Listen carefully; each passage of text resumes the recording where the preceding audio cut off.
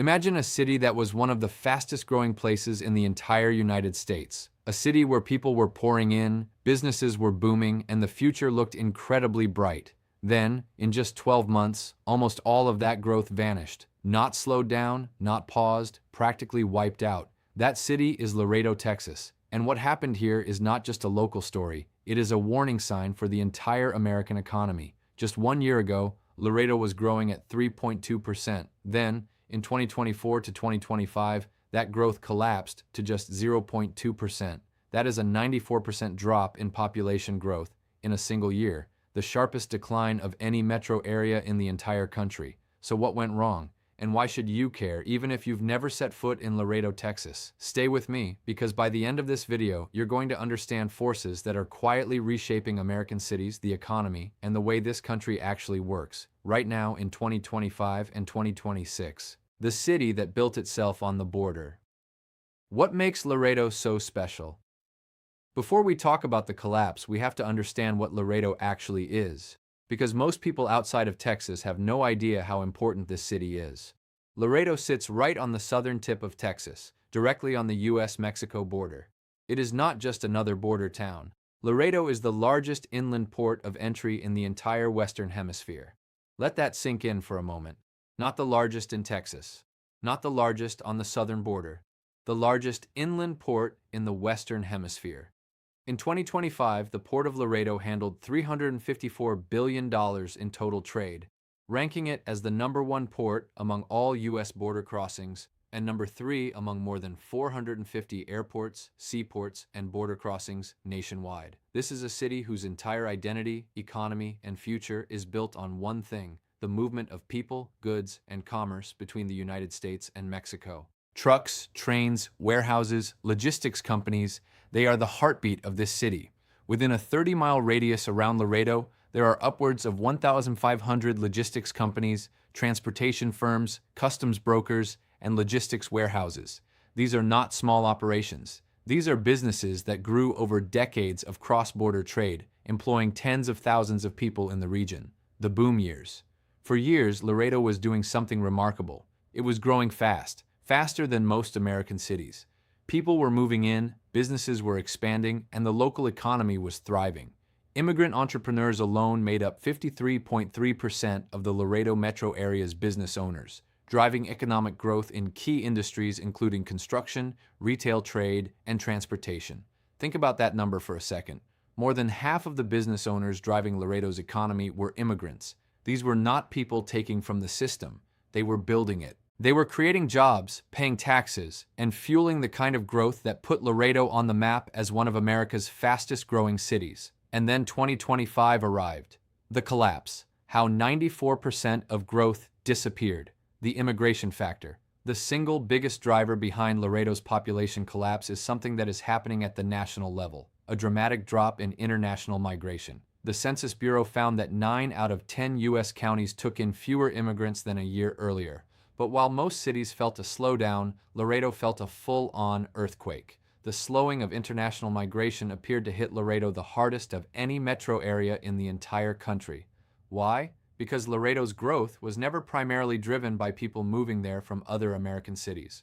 It was driven by international migration, people coming in, settling down, starting businesses, and building lives. When that pipeline was cut off, there was nothing to replace it.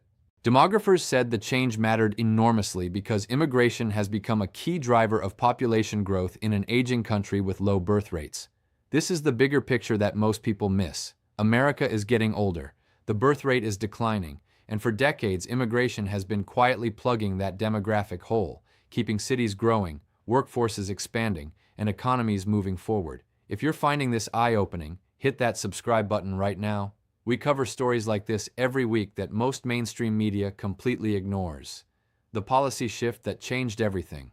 Now, you cannot talk about what happened in Laredo without talking about federal policy changes under the Trump administration that began in 2025. Increased enforcement along the southwest border that began in mid-2024 sharply decreased the inflow of unauthorized immigrants. Legal immigration also began slowing as processing times increased. Authorities canceled the refugee resettlement program, intensified background checks, increased fees on visa applicants, and imposed travel bans. The result? Between 2021 and 2024, at least 4 million immigrants had been granted work permits as part of humanitarian parole or asylum seeker status. Additionally, almost 1.3 million immigrants had temporary protected status with work authorization in early 2025, and that was being stripped away. For Laredo, this wasn't just a policy change on paper, it was the removal of the engine that powered the city's economy and population growth. Texas state demographer Lloyd Potter explained it plainly. A lot of urban areas grew rapidly after the pandemic due to international immigration and the flow of refugees at the U.S.-Mexico border. Now, under the current administration, it has slowed to a trickle, having an impact on the growth rate in these regions. The labor market gets hit hard.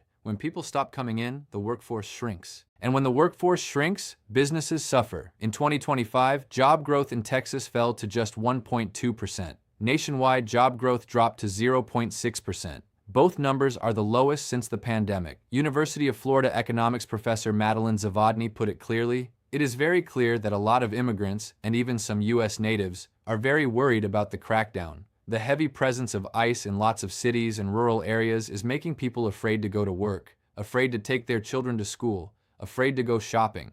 And here is the part that even many conservatives did not expect. It is not just the labor supply that is shrinking. The impact extends to consumer spending as well. As Zavodny noted, immigrants are consumers too. When people stop spending money, employers don't need as many workers and they don't sell as many goods. This is an economic chain reaction. Fewer immigrants means fewer workers. Fewer workers means less production. But it also means fewer customers. Fewer people buying groceries, paying rent, filling up gas tanks, eating at restaurants, and spending money in the local economy. The tariff problem, a double punch. If the immigration slowdown was a punch to the gut, the tariffs were a second punch, right to the jaw. Southern border communities in Texas saw a slowdown in sales tax collections. Collections that had been up about 4% through mid-2025 from a year earlier slid to just 1% growth, and were expected to decline further or remain flat given the high reliance on cross-border retail trade, with Mexican shoppers accounting for upward of 40% of all retail sales. Read that again. Mexican shoppers account for up to 40% of all retail sales in border communities like Laredo. When cross-border movement slows down, whether because of immigration enforcement, tariff uncertainty, or general fear, that retail spending dries up almost overnight. Laredo was already looking at a potential toll increase for its international bridge system, where commercial crossings were down 1.2% compared to the previous fiscal year. Economist Ray Perryman of the Perryman Group warned that if tariffs are sustained, all states will feel the impact, but Texas especially because its economy is so deeply integrated with Mexico's. "You really rip up an entire supply chain that we've spent the last 50-60 years building," he said. "It really begins to impact employment in a significant way." Local leaders sound the alarm. This is not just economists talking in abstract numbers. The people who actually live and govern Laredo are watching their city change in real time, and they are speaking out. In January 2026, Laredo Mayor Dr. Victor D. Trevino and Congressman Henry Cuellar held a joint press conference to address the growing crisis. Mayor Trevino emphasized that Laredo, as the largest inland port in the Western Hemisphere, has a national responsibility to keep trade moving while maintaining security. He argued that focusing solely on security, without considering economic and community impacts, creates serious problems for residents and businesses. Congressman Cuellar put it simply, "We want security, but at the same time we want commerce, and we want people to be able to work and contribute to the economy." These are not radicals. These are pragmatic leaders who understand that in a place like Laredo, security and economics are not opposites. They are inseparable. We're halfway through this story, and I want to make sure you don't miss the second half, because what's happening in Laredo is spreading to other cities across America, and the implications are enormous. If you haven't subscribed yet, please hit that subscribe button right now. Every single week, we bring you data-driven stories about what's really happening to the American economy, American cities, and American communities. Told straight, with no spin, you deserve to understand this world clearly. Subscribe now so you never miss an episode. The bigger picture. What Laredo tells us about America. This isn't just Laredo's problem. Here is where this story gets really important for all of us, no matter where we live. the average growth rate for metro areas across the entire United States fell from 1.1% in 2024 to just 0.6% in 2025. That is a dramatic slowdown for the entire country, not just the border. Along the US-Mexico border, the declines were even steeper. Laredo led the nation with a 3 percentage point drop in growth rate. Yuma, Arizona fell by 1.9 percentage points, and El Centro, California dropped by 1.9 percentage points as well. But the effect is spreading inward. Major immigrant destination cities, including Miami-Dade County, Harris County in Texas, and Los Angeles County, all recorded much lower levels of immigration in 2025. The Census Bureau's demographer George Hayward explained it this way: the nation's largest counties, like those in the New York metro area, are often international migration hubs. With fewer gains from international migration, these counties saw their population growth diminish or even turn into loss. The demographic time bomb. Now here is the uncomfortable truth that nobody in Washington likes to discuss openly, but that every demographer understands perfectly well. America has an aging population. The baby boomer generation, the largest generation in American history, is now in its 60s, 70s, and 80s. They are retiring from the workforce. They are drawing Social Security. They are using Medicare, and they are not being replaced fast enough by younger workers. For decades, immigration, both legal and unauthorized, quietly filled that gap. Immigrants tend to be younger. They enter the workforce. They pay into Social Security and Medicare. They start businesses. They have children. They keep the economic engine running. By some estimates, Texas alone absorbed at least 550,000 extra immigrants during the surge years, and firms grew more dependent on foreign-born workers. The February Texas Business Outlook survey found that roughly a quarter of Texas businesses relied on workers from outside the country in 2024, a massive jump from just 15% a year prior. When that pipeline slows sharply, the math gets very difficult very fast. The workforce crisis is already here. Nearly 60% of firms affected by immigration policy changes said they were unable to hire qualified workers because of the lack of work permits or legal status. Another 49% reported fewer foreign-born job applicants. These are not hypothetical projections. These are businesses, right now, in 2025, unable to fill positions because the labor pool that they depended on has shrunk dramatically. Mass deportations and tighter immigration enforcement would have a particularly large impact on Texas, where an estimated 8 to 9% of the state's workforce is undocumented, including roughly 40% of construction workers, 50% of agricultural workers, and 30% of hospitality workers. Think about what those numbers mean for everyday Americans. Construction workers build your homes and offices. Agricultural workers grow your food. Hospitality workers run the hotels and restaurants you visit. These are not fringe industries. These are the backbone of the American economy. What can turn this around? Now this is important. This video is not about political sides. The data does not belong to Democrats or Republicans. The data just describes reality. The question we should all be asking is, what actually works? The answer that economists, city planners, and demographers keep coming back to is the same: managed, legal immigration pathways that match the actual needs of the economy. Not open borders, not chaos, not ignoring security, but a functional, modern immigration system that acknowledges what the economy actually requires. As Laredo's Mayor Trevino put it, the city has a national responsibility to keep trade moving while maintaining security, and that balance must be found. Congressman Cuellar made the point that policy decisions in Washington often fail to reflect how the border actually functions. They really don't understand the border the way we operate the border, he said. We gotta find balance.